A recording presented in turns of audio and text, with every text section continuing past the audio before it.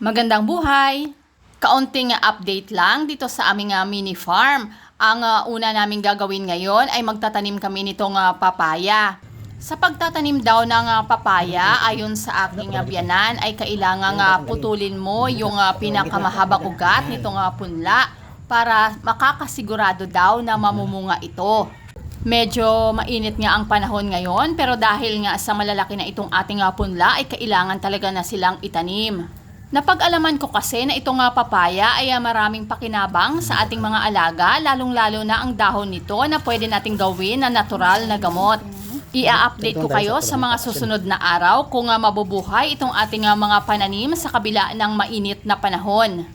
Naglagay ako ng compost na chicken manure dito sa aming pananim para magkaroon ng sustansya ang lupa. Sa paglalagay nito ay hindi dapat malapit sa puno ng ating itinanim. Pwede kasi itong magdagdag ng init at may posibilidad na malalanta ang ating papaya. Pagkatapos naman ng pagtanim ay kailangan madiligan ito.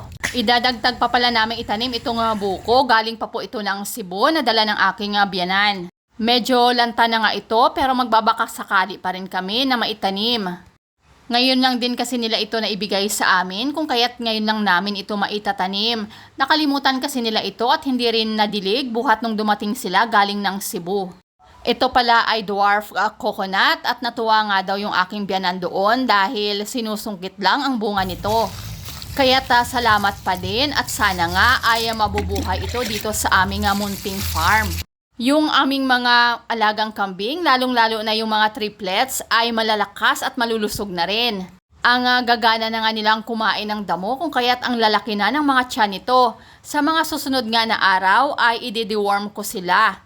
Mahalaga kasi na pinupurga ang ating mga alagang kambing para yung kanilang mga kinakain at mga nutrients ay naa-absorb ng kanilang katawan. Ang aming mga alagang manok naman ay hindi pa namin naililipat dito sa aming munting farm kasi nga ay aalis pa kami nitong darating na May.